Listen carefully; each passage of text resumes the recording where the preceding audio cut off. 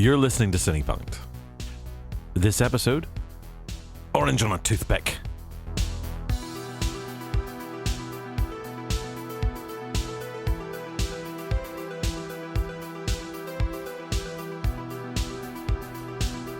Hi, I'm your host, Robert J.E. Simpson, and I am joined in studio as ever by the rest of the Cinepunkt team. That is, on my left, Dr. Rachael Kelly. Hello. And on my right, Ben Simpson. Hello. And we are looking at one of the great 1990s comedies, So I Married an Axe Murderer. You say that with such sarcasm, but I actually do think it is one of the great 1990s comedies. That is the hill that I will die on. It's one of many hills that you're going to die on, Rachel. Yes, it is. I feel yes, I have died on many hills so far. This is another one. This is opposed to dying on Benny Hill, which is a different thing entirely. That's a different thing entirely, and that's something more like you would do, I suspect. Probably is. I don't know if I die on Benny Hill. I might die near Benny Hill. Okay, this has gone weird already. That's good. That's just trying to set the tone for So I Married an Axe Murderer, which, if you do not know, is a Mike Myers starring film from 1993, and it's about a guy who falls in love with a girl that he thinks is an axe murderer. Yeah, it's literally as simple as that. Yeah. Also, there's some weird Scottish humour and Amanda Plummer being fantastic as ever. There we go. So let's start this off with perceptions, because first impressions of the film. Ben, you are looking so miserable in this session. Ben's like, yeah, thanks, Rachel. That's another one. I watched it, but I have to say I didn't totally enjoy it. This I confess is a surprise, and we had a 2-sentence conversation about this before the show, and I think we're going to get into why it is that you have problems with it. But it surprised me because you are not a Mike Myers admirer. No, I do like Mike Myers. So definitely. That's important, I think, probably to start. Rachel, where do you sit on Mike Myers? I don't sit on Mike Myers, Robert. I think that would be impolite. Well, if he invites you, you could. See, I generally enjoy Mike Myers' work. I find it uneven. Mm-hmm. And So I Married an Axe Murderer is my all-time favourite Mike Myers film ever. Not Wayne's World, not Austin Powers. No, and it's right off the back of Wayne's World. Not Bohemian Rhapsody. I haven't seen Bohemian Rhapsody. You should. He is unrecognisable in it. Yeah, but he's hardly acting anymore, of course. So he has the freedom now to be unrecognisable. Well, I think he's got that. So part of my admiration for him is he's got this sort of Peter Sellers-like quality of being able to transpose himself between different characters. Yeah, you see it in so many of his films where he's playing multiple characters, as indeed he does in So I Married an Axe Murderer, which is an outstanding choice, I have to say. Although I think this is the film that kind of begins his tendency to put on a Scottish accent at the drop of a hat. Alright, give your mother a kiss and I'll kick your teeth in. Well, we've hit it straight on the button here. We've talked about the Scottish accent already. Ben, go on. This is the problem you have with it, really, isn't it? Yeah, it's just one of the problems. One of the problems is Scottish accent. Is it a bad Scottish accent? Is that the problem? It's not bad. It's not bad by any means. It's just because Shrek. Yeah. And Austin Powers Fat Bastard. Yeah. That's like all I can envision whenever I see it or hear it. But imagine a time before Shrek and Fat Bastard. I know. This was everybody's massacring Scottish accents with any time they try and put one on. And Mike Myers comes on the screen. He does a pretty good. It is a pretty good one. I don't think it's quite as good as he thinks it is, but it is pretty bloody good. It is a parody of a Scottish accent, really. It's not an authentic, deeply authentic, rich Glaswegian or anything like that. It is a version of it. No, and I think he's basing it on partly his father's accent, and his father's not actually Scottish. His father's Liverpudlian. Yeah. But apparently when he gets angry, he gets like vaguely Scottish. Okay. And that's what he's trying to capture with this accent. The character itself, when you look at how else it's played, there's a lot of very lovely Scottish stereotypes that are within this. It's not just about that accent. It is a kind of filtered version of it, but also someone who's clearly very aware of Scottish culture, I think. Yeah. You know, I mean, I love the fact on the wall on the house it's pictures of it's Sean Connery and Jackie Stewart Jackie Stewart being someone who I imagine most of the Americans haven't got a clue who he is. And to be honest, I only have a vague recollection. I only have a vague He's, recollection myself. Racer, isn't he? Something like that. Race car driver? Formula One or something? But, you know, it opens up with this wonderful Bay City Rollers anthem with him prancing around in his tartan, you know, and that for me is kind of his first appearance. I mean, that's a kind of joyous thing. There's that wonderful Rod Stewart rendition later on of Do You Think I'm Sexy? Yeah. We have a piper down. There's a piper who is down. If you want my ball, and your little day, all you've got to all right, we have a piper who's down. It's all right, he's just missed. We have a piper down. I repeat, a piper is down. So It's such a quotable film. I mean, it's one of the great quotable films. I think Mike Myers is behind most of the quotable films of the 1990s, but this has some of my favourite quotes. Every time Stuart Mackenzie opens his mouth, another quote is born. I mean, I alone in this room, I suspect I first encountered this film in the cinema. But Yeah. I saw this when it was originally released in 1993, and I bloody loved it. I absolutely loved it. I mean, I think I actually saw this before I saw Wayne's World, because I didn't see Wayne's World in the cinema. whoa. So this would have been my introduction to Mike Myers, and little innocent thing that I was turning 15 that year, so I'd been 14 when I saw it. I didn't realise that Mike Myers was playing the dad as well. So that was a revelation to me. Was discovered, what? That's not a Scottish actor. I honestly swear that's what I did. And lots of these things. And one of the huge criticisms levelled at this film is how obvious it was that, spoiler alert, Harriet's not the killer, it's Rose. And I mean, yes, watching it now, as soon as Rose crazies her way onto the screen, it's like, oh yeah, she's the killer. But as a teen watching it, as an unsophisticated, pre-media educated teen, I was watching it, and that was a genuine surprise for me. So all of the things that this film is trying to do, it did successfully for me the first time I watched it. And now I can't watch it as a film theorist. I can't watch this analytically. I can't watch it actively, because I'm afraid it will be shit if I do. That was my first time watching it. Yeah. And I did not see Rose being the killer. Oh, good. It wasn't just me. No, then. it wasn't just you. No, I mean, it's all set up. Let's try to work out where way we're going to go, what we're going to steer this conversation. So we've done that thing that we don't tend to do, where we're kind of bouncing back and forwards a little bit. So talking about the denouement, the kind of the climax of the film and the revelation that is Rose, the way that Spoilers. what's her name? The other one, Harriet. So the way that Harriet is actually set up, you're meant to increasingly think that it is Harriet. It's all about how it's lit. It's all about the course. music that's used. It's all about those little coincidences. And Nancy Travers is fantastic in it. She's brilliant. Always is. I think she's far too underused, actually, as an actress. It's that point when, you know, they start talking about getting married, and you can kind of see her starting to very obviously change then, and this fear. And then when she comes into the hotel for the honeymoon, like, it layers up. She's lit in this kind of very sinister kind of like, I'm about to kill you. There's these little knowing looks off to one side. Do you know what else I spotted in the rewatch that I did for this? Which No. I was again, it's years since I've seen it, and I'm a savvier film viewer now. When she offers him the health shake, I am certain it's lit from within. The way Hitchcock lights the glass of milk in Suspicion, isn't it? Suspicion, yeah. Yeah, I'm certain it's lit from within. Watch it again and look for that. The glass appears to glow, which is a lovely little nod. And again, this is Thomas Schlamme. He's a very savvy filmmaker. He goes on to do The West Wing. He does a lot of work with Aaron Sorkin, who's no dozer himself. So this is a director who, okay, might not necessarily be known for making sort of high art films as such, but he is a clever director, and I'm certain that's a deliberate. I mean, if there's a light in the glass, it's a deliberate nod to Hitchcock. It couldn't be anything else. Oh, quite definitely. I mean, the way the whole thing is lit is very, very deliberate. It's all meant to make us feel certain ways. I mean, actually, even when we first introduce her, where we see that she's a butcher, I mean, already we've kind of got this, okay, this is a woman who knows how to use, and we're told that So I Married an Axe Murderer, the title actually sways us before you even go into the film. You think, okay, this is a film called So I Married an Axe Murderer. So whenever you I get thought married, it was going to be a horror that I was watching.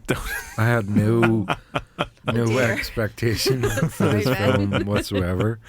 you weren't the kind of. What point did you realise that it wasn't a horror film?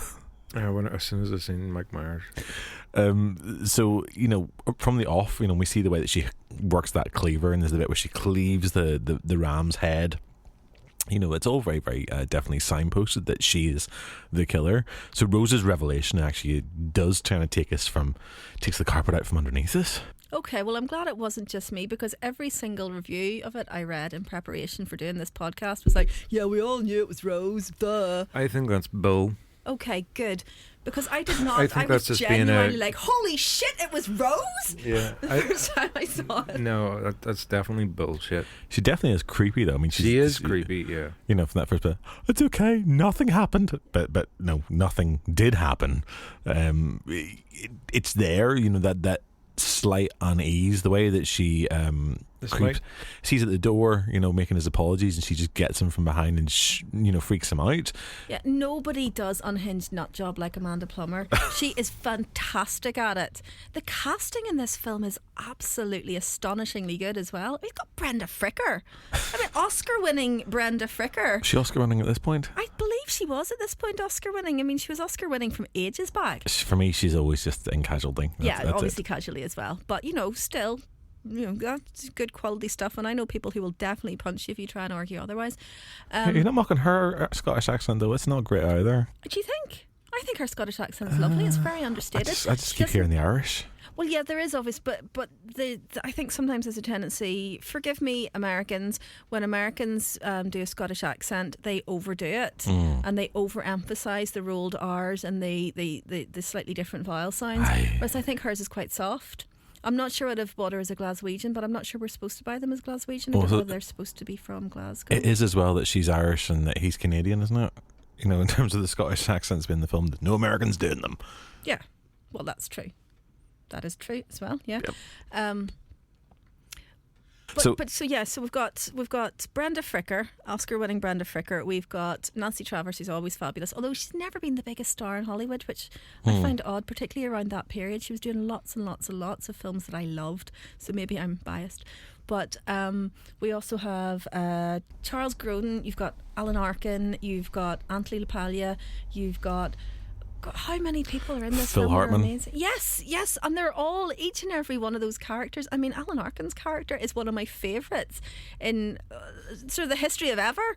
The mild-mannered... It's the cop's boss. Yeah, the mild-mannered cop's boss who just can't bring himself to be mean. Is well, I don't actually report to a commissioner, Tony. It's a quorum. It's wonderful. And that's the other thing.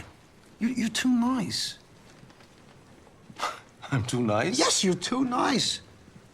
Why can't you be like the captain on Starsky and Hutch? Where you come in and you haul me into your office and you bawl me out because you're sick and tired of defending my screwball antics to the commissioner? Why can't you do that?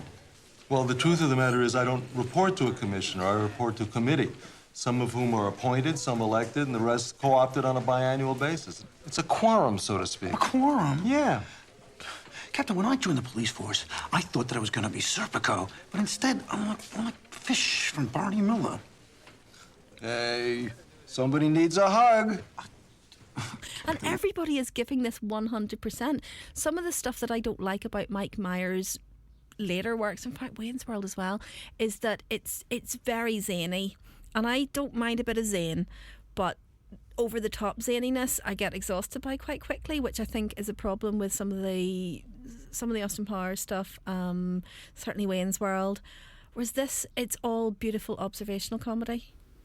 I really like Austin Powers. I'm a huge fan of Austin Powers. I'm a meh fan of Austin Powers. I don't dislike it. I also like The Love Guru, which everybody else universally Everybody hates. hates that, yeah. Except me. Okay, fair enough. I've never seen it, so I assume I would hate it. I've seen it multiple times. I might just stick it on for us at some point. Right. Yeah, I'm well up for watching that, actually. So for me, I think I kind of am bought into this film right from the off. I love that opening shot with the coffee cup in the cafe. Again, as we watch really clever director. Well, it's a pretty nice, it's a nice long take. We kind of work our way through the space. I'm not sure that I've ever seen any cup in any coffee establishment ever being picked up, received, cleaned and issued again to somebody quite as quickly as that one is. And to Boo Radley's soundtrack, I mean, it is deeply, deeply 90s, this film. If you were sat down in an isolation booth and forced to sort of like not know anything else about what was going on in the entire world, culturally you could spot that film as being a 1990s film from the outset. It was well signposted, absolutely. Yes. It's very zeitgeisty and grunge. Does make me feel a little bit more affection for my youth. Not that I was out enjoying much of it, but it's the music that I would have heard at the time. But yeah, from that opening shot into the cafe, and then that wonderful kind of beat poet parody that Mike Myers does.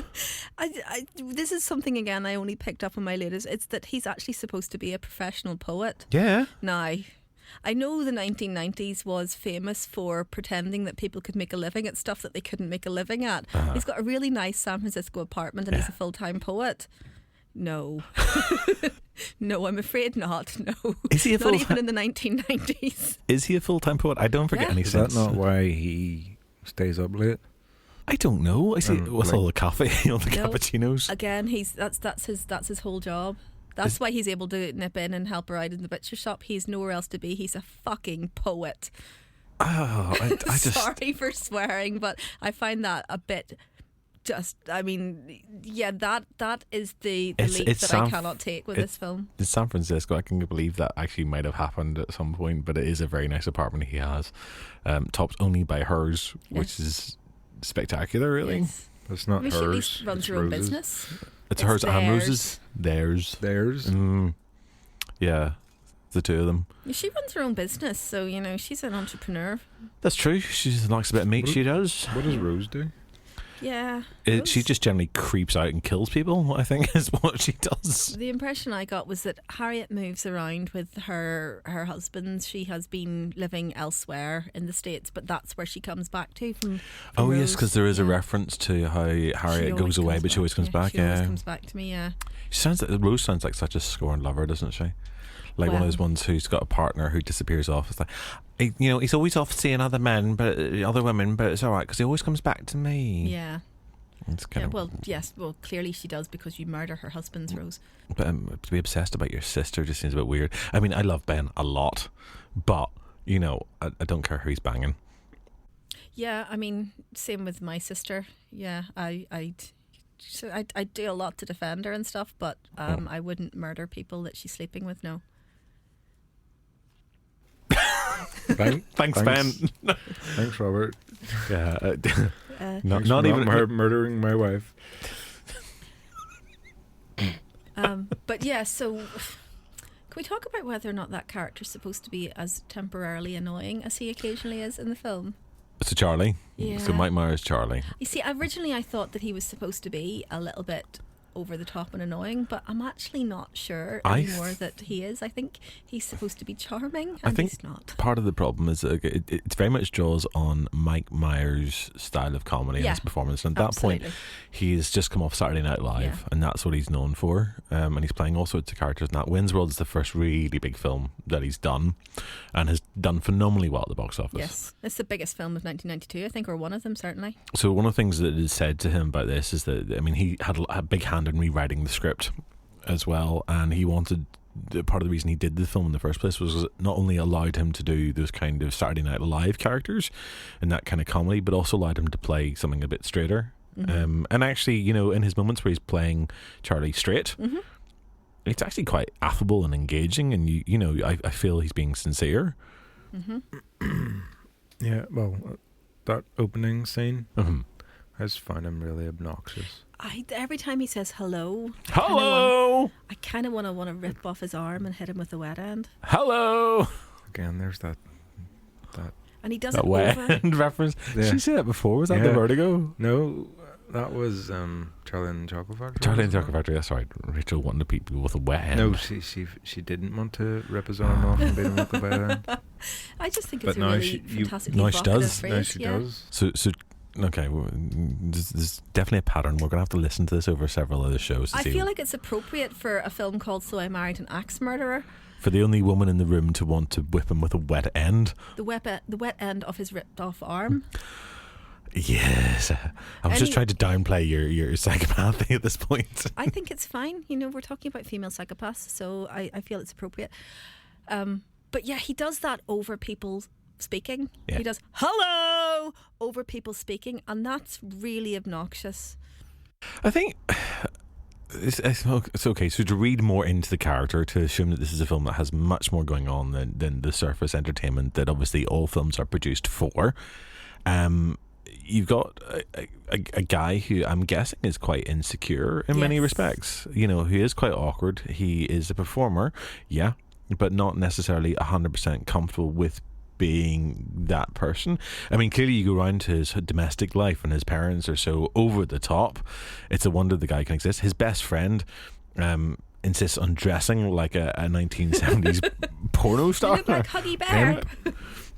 It's just not quite difficult to compete with that. Also, this is California, this is San Francisco. I mean, to be seen and heard and amongst all that cannot be an easy thing to do.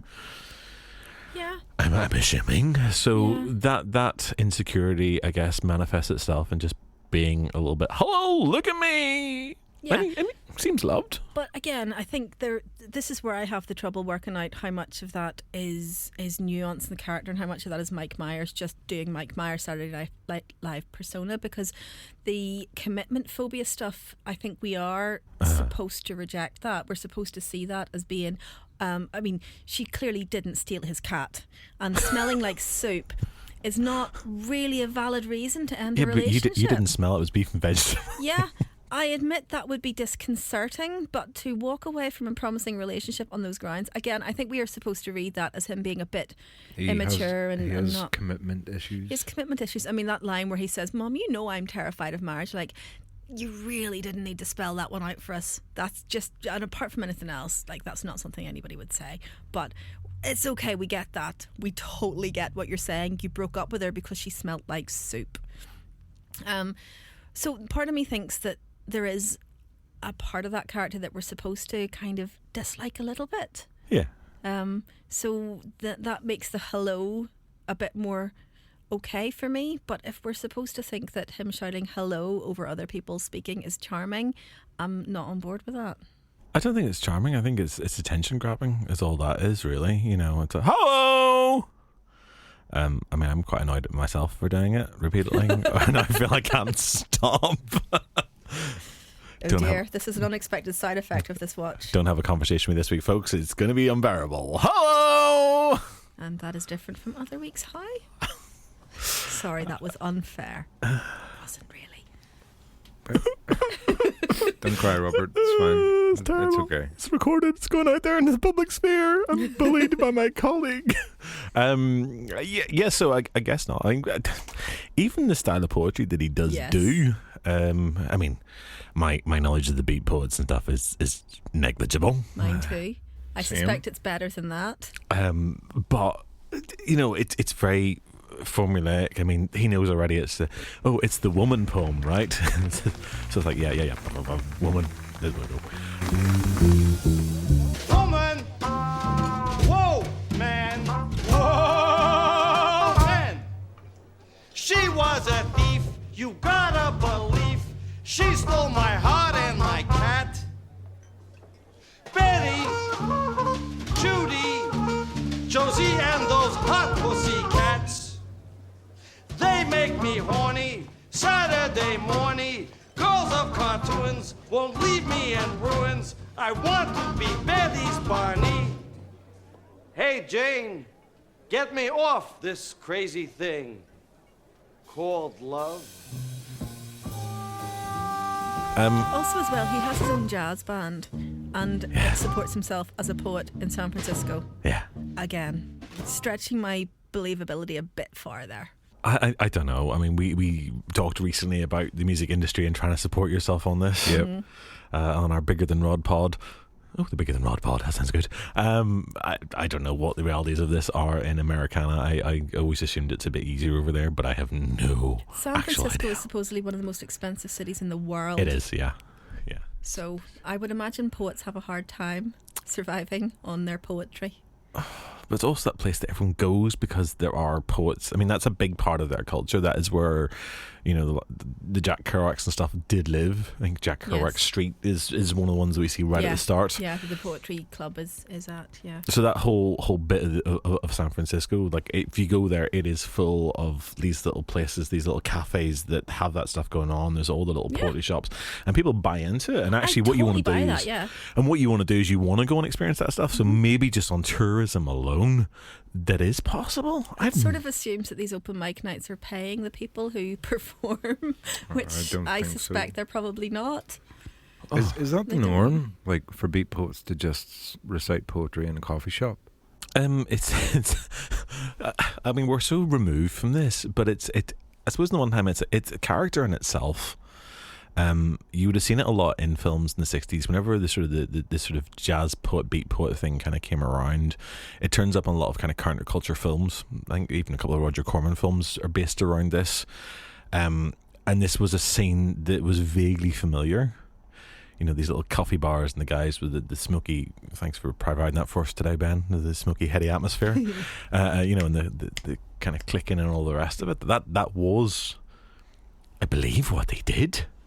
And I think it still exists. And as a kid, when I kind of started writing my own really bad poetry... Oh, you've got to do that as a kid. Are you even a teenager if you're not writing really bad poetry? I only stopped after I got rejected by my half-listen publishers. True story. But I kind of... know that. Yeah, you're spared. I kind of feel that... I kind of expected that to still go on. But there is a poetry scene. Where we are in Northern Ireland, there's a poetry huge, scene. Yeah, and I've been to a couple of their events. For goodness sake. But there's more that kind of something that's a bit closer to what they're doing than Seamus Heaney also exists here. I've been to a couple of their nights. Somewhere that we work with the Crescent Arts Centre does have the these open nights mic as well. poetry night. Yeah, it's absolutely fabulous. So that stuff does sort of exist. I suppose performance poetry is of the same ilk as beat poetry, but it's a different beast, and that's kind of huge here. But again, I'm not sure anybody's making a living off it, supporting themselves as a performance poet. Very, very few of them are, but not impossible. The way he's played within it, he does seem to be liked and known by the crowd. Which again, I'm not sure I buy. I don't know. I don't not like his poems. Well, I think it says something about this film that my major issue with the film So I Married an Axe Murderer is the fact that I don't believe he could support himself on poetry alone in San Francisco. Everything else I'm fine with. One of the big questions they often ask about films is about your suspension of disbelief. In order to buy into the film, you have to be able to suspend all your disbelief and just completely engage in it. Rachel is thrown by the idea that as a beat poet, you can make a living in San Francisco. Yeah, but again, what is your out? This is the 1990s. This was the decade that asked us to believe that a waitress could live in a really nice, a massive apartment. Okay, she shared with Monica in Manhattan, or that Carrie Bradshaw could support herself writing one column a week in Manhattan in a really nice apartment. So, the 1990s was not big on allowing the world to believe that writers didn't make very much money. So, okay, fine, let's roll with this. And Monica was a chef, wasn't she? Yeah, she was. Yeah. Phoebe was living alone as a masseuse. So yeah, it's not big on realistic earning potentials in its lead characters. It's suspension of disbelief, Woody Allen was once lined up for this film. Yeah, that's right. So it's a totally different film there. I don't know. Are you aware of Woody Allen at all, Ben?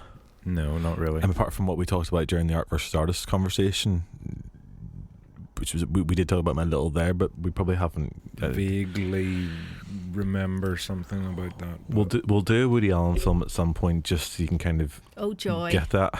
I think it's important that we cover these things. Oh joy! But if you had someone like Woody Allen in that role as well, though, apart from the fact the relationship would be a little bit even more uneven, but it would be very Woody Allen, and you could totally see Woody Allen playing.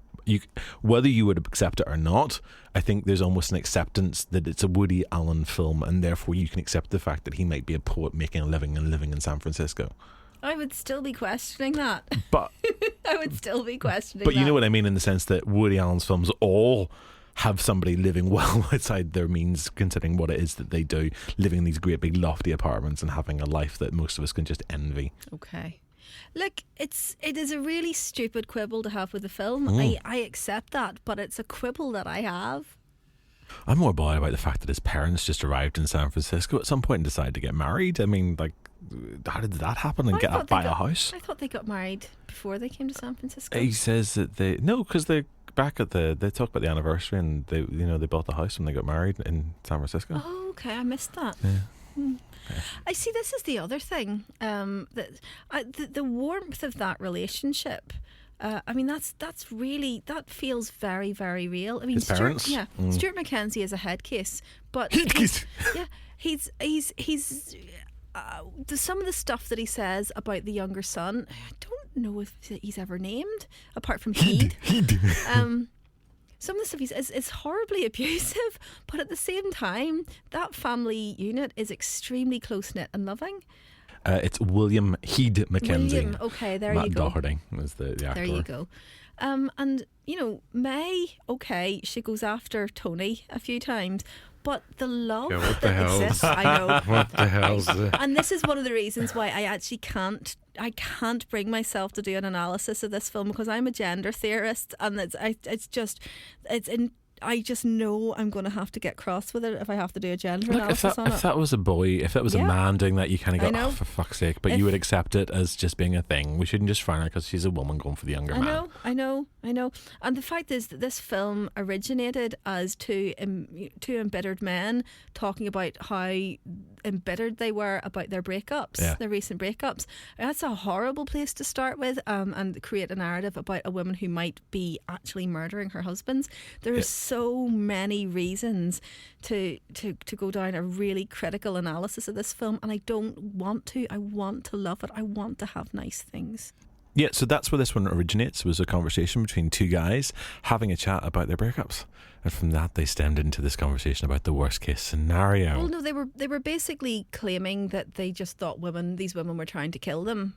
And that was, I mean, they took that literal moaning about women being awful to its illogical conclusion that, okay, what if the woman was actually trying to kill us?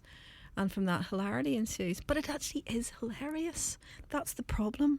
That's where I can't do the analysis, because I like it. It's funny. But it's possibly salvaged by the fact that, actually, spoiler, she's not the one that's wanting to kill him. So therefore... She's just afraid because the past 3 husbands have all disappeared. I mean, ultimately, she is the one character that, well, her and potentially May Mackenzie, but May Mackenzie's kind of problematised by the fact that she's going after, non-consensually going after Tony's character. But Harriet's character is the only one that's really kind of without flaw in this film. I mean, the flaw that she has is that she might be a serial killer, but she's not. Seems like a pretty big flaw to possibly have. Well, to be a serial killer would in fact be a big flaw to have, but she's not a serial killer. She's somebody who has been damaged by what she sees as like the repeated rejection of her husbands, who have, as she imagines, left her on her wedding night every single time. And within that, she has gone on to remain an open, loving, relationship-oriented, entrepreneurial, kind, funny, intelligent, and accomplished woman. And by the end of the film, she's all of those things still. So she's really the only character that doesn't come under some kind of negative interrogation. What's the issue with him? With him? Mm-hmm. Commitment phobic? That's what she is. Well, both of them are actually in a way dealing with their same kind of fear. But she doesn't reject as a result of that. She's quite open to the relationship. She allows that healthy relationship to exist and to expand and to grow. Mm-hmm. He's the one that stamps down on it because he freaks out. He has his usual freak out. He freaks out because he thinks she's going to kill him, though. Yes, it's not. He's not in the context of his previous relationships. Everybody has every right to go, what? Charlie, an axe murderer? Seriously, this time? The last one was a klepto Charlie. Yes, I get that, but I guess for me, it's when you watch how his relationship progresses with her, he genuinely falls into affection and so and does she. finds it very easy. And she's And really open though. This is the key thing for me, is how open she is even after what she perceives as repeated, painful, devastating rejection. She's still very much open, and he doesn't have the same claim to that level of hurt because he rejects before the commitment can really deepen. Do we give him bonus points for ensuring that, in fact, do we give the film bonus points for ensuring that there's a nice consensual sex scene at the start? In their Which relationship, bit? there's the Yeah. point, he goes back to the apartment and he says, I think maybe we shouldn't rush into this stuff. And he's getting ready to go. And she's like, well, I want you to spend the night. Yeah. It's like, I have no problem with that. they have that conversation Yeah. as opposed to like just going in and banging. I think the film gets lots of bonus points along the way. The relationship between Stuart and May is problematic, clearly. But the sequence at their wedding anniversary, that's heartfelt. To my wife, May. 30 years ago today, May and I were married. Some of you were there, some of you weren't born, and some of you are now dead. But we both said I do, and we haven't agreed on a single thing since. That's true. But I'm glad I married you, May, because it could have been worse. And besides, I still love you. I suppose that's probably relationships generally, is that the relationships themselves are always complicated and that people accept certain things that they probably shouldn't do in an ideal world, but they do because of the scenario that they're in. Yeah, I mean, it opens with he's actually, I mean, when he goes, shut it, when she's coming in, she's singing, did you happen to see the most beautiful girl in the world? And he goes, shut it. She doesn't bat an eyelid. She doesn't shrink or react to it in a way that suggests that this is hurtful behaviour, which it kind of is. That's not really okay at all. Yeah. But she's just like, no, you are a one, aren't you? And she completely owns herself in that relationship. They're both themselves and accepting of each other, which I think is kind of healthy. While also there are lots of unhealthy things in that relationship, I think it's genuinely pretty healthy and pretty full of love. And the affection that their two sons have for both of them is clear. This is one of a number of films we've been looking at that set around San Francisco as well. Do you want me to make my argument for this as like the successor to Vertigo? Well, I thought actually I'd bring Ben into this bit to sort of like see, you've seen the city now in Vertigo not that long ago. Now you've seen it in So I Married an Axe Murderer. Do you get a sense of this being the same space that we're working within? Do you see parallels or similarities or anything? If the answer is no, that's okay. I suppose, I never thought of it like that. Ah, okay. But on reflection, yeah, whenever he's driving along past the barbers and all, he's clearly going up a hill and he's going down a hill in the car and everything. So, yeah, even sort of the architecture of the parents' house, Yeah. is very sort of similar to what you've seen in Vertigo. Yeah. But yeah, I suppose you could sort of draw that what correlation between the two. I think it's hard not to draw something whenever you consider, again, we've got murders at the centre of this. We have got possibly inept policeman who's in there as well. Although one remove, it's not the Jimmy Stewart character this time, it's Jimmy Stewart's friend is the inept policeman. Yeah. There is a bit of a mystery. There's hidden identities. There's there's stuff there. Femme fatale. I mean, I basically made up this argument to annoy Robert. I thought he'd be more annoyed by it, so joke's on me ultimately. but he's actually he's on board with it by the signs of things. Yeah. Totally on board with it. I think there are lots of Hitchcockian elements to this film. I think a lot of the camera work is Hitchcockian. I actually think that the coffee cup at the start is much more suspicion-like than the in respect that we actually follow it through, but it's possibly something that gets repeated and repeated. It references Spellbound for me. That oversized hand with the gun and everything. Oh yes, yeah, okay, very good. Yeah, and that kind Dial of... M for Murder. Yeah, that's one that I haven't seen yet, and I do need to see it. I know I do. You don't. But yeah, I mean, it's also a love letter to San Francisco in the same way that Vertigo was a love letter to San Francisco, and it makes a point of taking us round all of the San Francisco tourist sites. And, you know, again, you've got that, the long takes and the mobile camera, the use of sound, the very Hitchcockian use of sound, the Hitchcockian use of suspense and surprise, and the house references Psycho for me as well. So yeah, I while as I say, I initially came up with this idea hoping that Robert would be cross. The more I think about it, the more I actually kind of... You believe in it yourself? I do. I now believe my hype, yeah. I think there's definitely parallels and connections. I mean, it's one of those things, even just by virtue of watching two films back to back, is that sometimes you make a connection between two things that you never would have seen any other way. And you kind of make those parallels and those connections. I kind of want to write a monograph on this now. I think because of this... I mean, we've been looking at this over the course of a number of weeks with the space. I mean, we have looked at Vertigo. We've stuck up our recording about Harold and Maude. We were also looking at The Bridge. So San Francisco itself is a space that, you know, we're sort of becoming gradually more and more aware of and sort of living in for these few weeks of the show. It is an interesting space. I think it is a character in its own right. I mean, this wouldn't work, I guess, in the same way in New York for some reason. It wouldn't. No, it would be a different film. I suppose, again, that's something to do with like the civic mood, is it? Or the civic atmosphere that it projects, or attitude that it projects. I mean, New York's a wonderful city, which I've been to both New York and San Francisco, and I honestly couldn't choose between the two of them. They both have their own heartbeat, their own atmosphere, their own sense of themselves. But it would be a completely different film.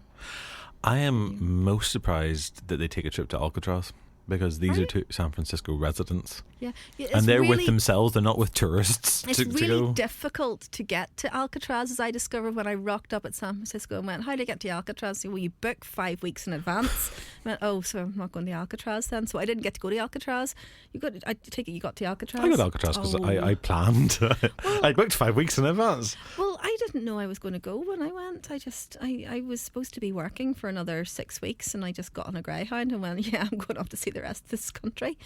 So yeah, I rocked up a bit earlier than I expected to, in my defence. So yeah, I believe that, you know, they were probably waiting all that time since they were born, since they born to again, get to Alcatraz. Although they do know Vicky. Yeah, Vicky's the best, apparently. Vicky. Yeah. Was that... Who was that? That's Phil Hartman. Phil Hartman. Yeah. Who you will recall from Jingle All the Way. All the Way. Yeah, it's all tying together. Yeah, isn't it amazing? Theme? It's weird. Everyone always assumes when I start this show off that there's no kind of like thing, but we're gradually weaving a web that'll tie everything together. Yes. Who was the guy in the car? Charles. I've forgotten his name again. I always get his surname wrong. It's Charles Grodin. Charles Grodin. There we go. I first knew him, I'm pretty sure, from Beethoven.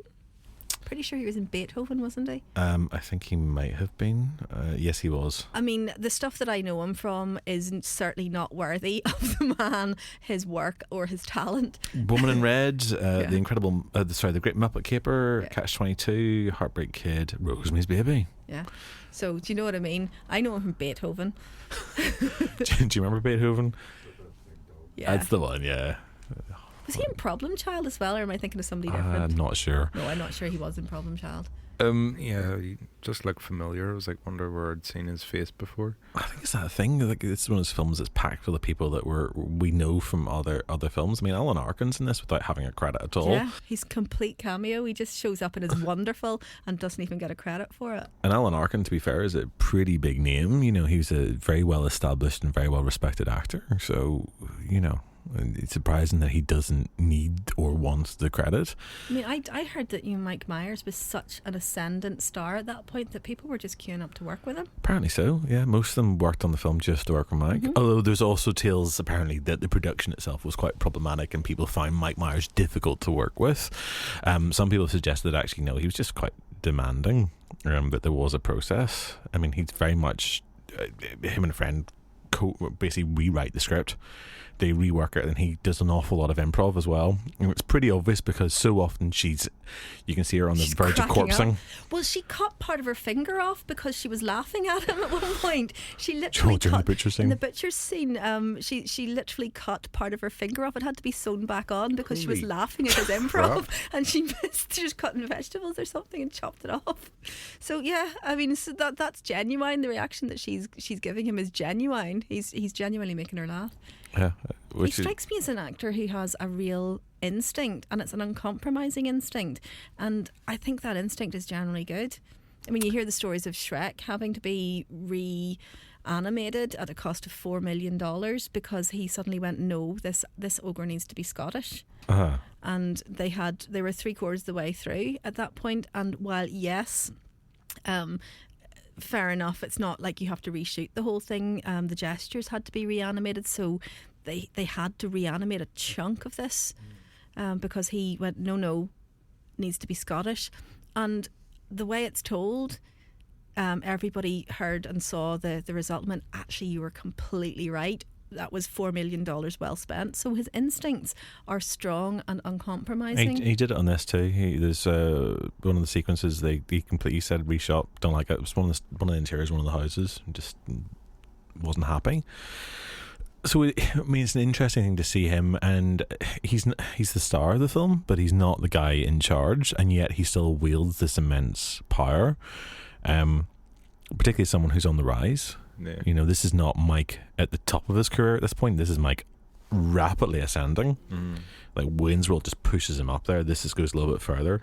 Well, and see, that's the thing though. It crashes and burns at the box office. Oh yeah, this doesn't do well. Doesn't even make its budget back. No, didn't do well. Critics hated it. The film didn't do immensely well at first. However, it does rapidly become a cult film.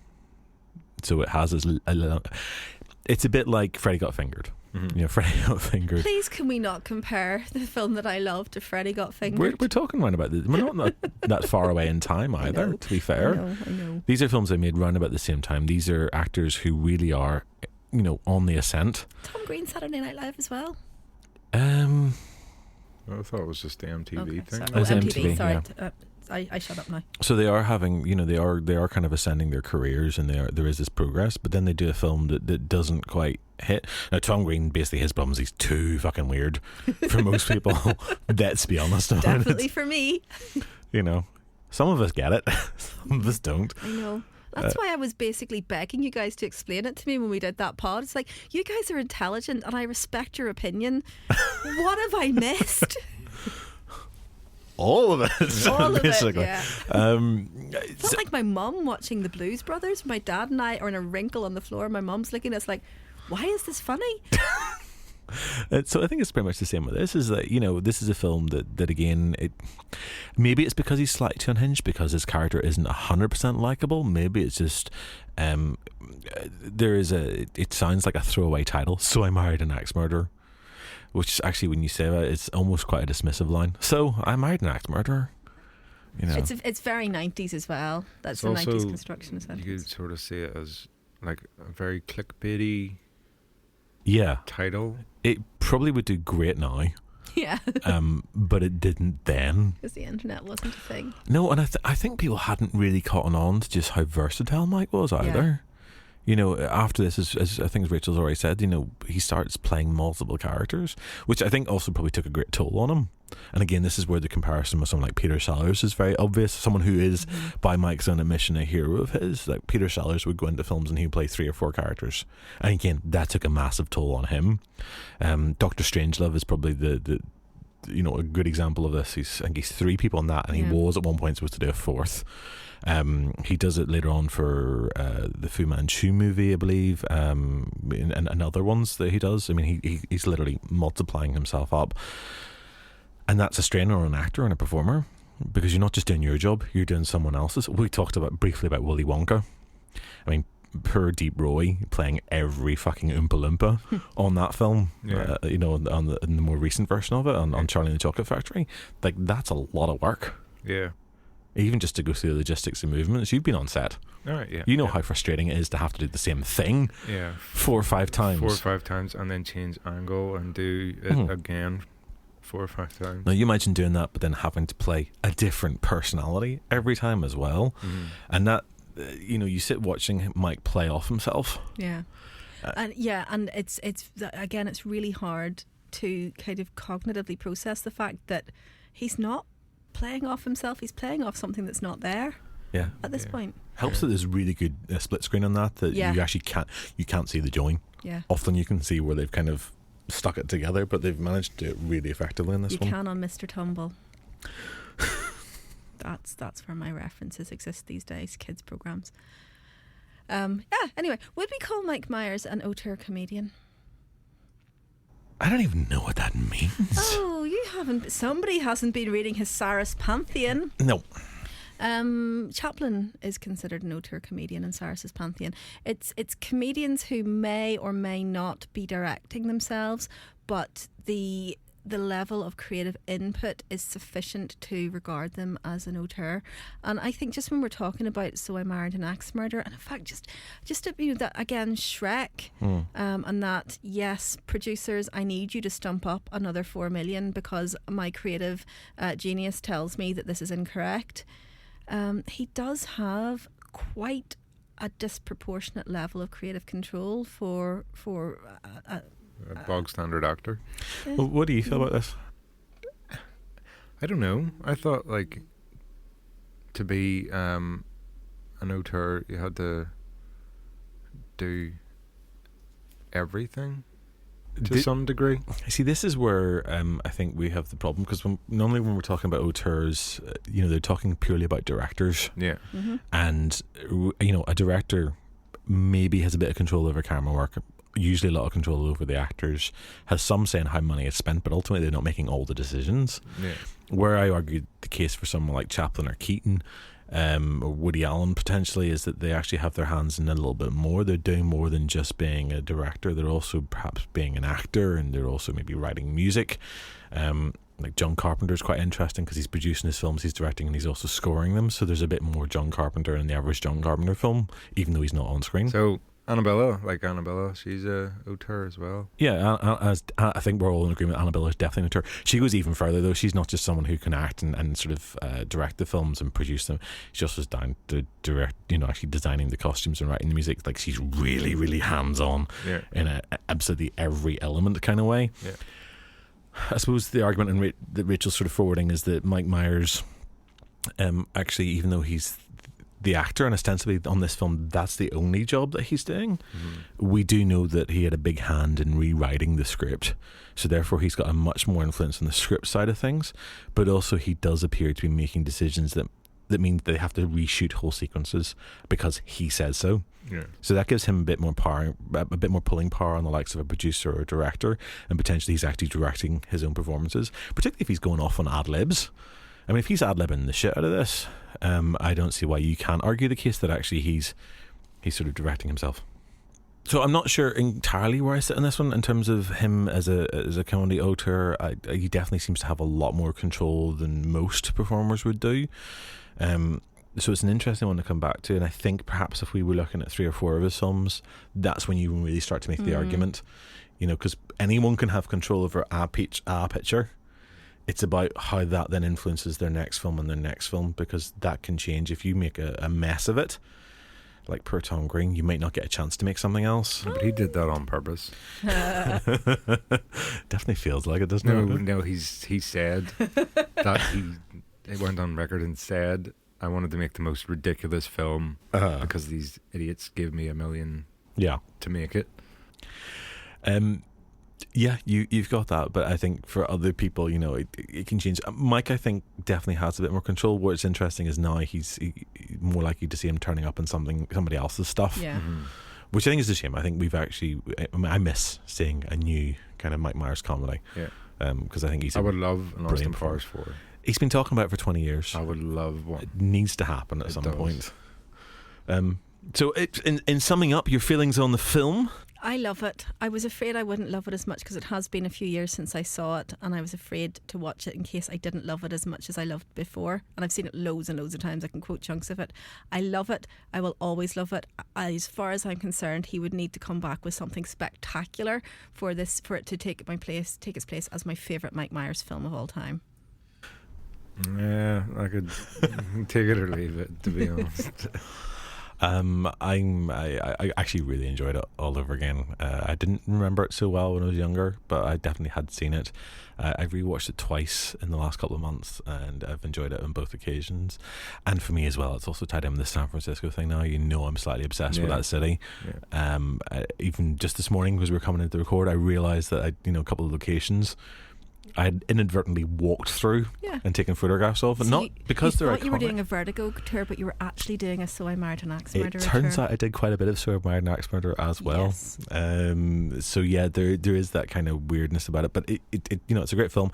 I think the Vertigo thing is something that we need to tease out further. Oh, I'm definitely doing a monograph on Excellent. this. There's a monograph coming at some point. It's happening. I've decided it will be so. So let us know what you think about it. What's your favourite lines from this film? What's your favourite quotes? Did you enjoy the film? Did you not like the film? Is Mike Myers any good at all? All those questions and more. You know how to get hold of us. We're on Twitter and Facebook as CinePunked. You'll also find us on Instagram as CinePunkedFilm.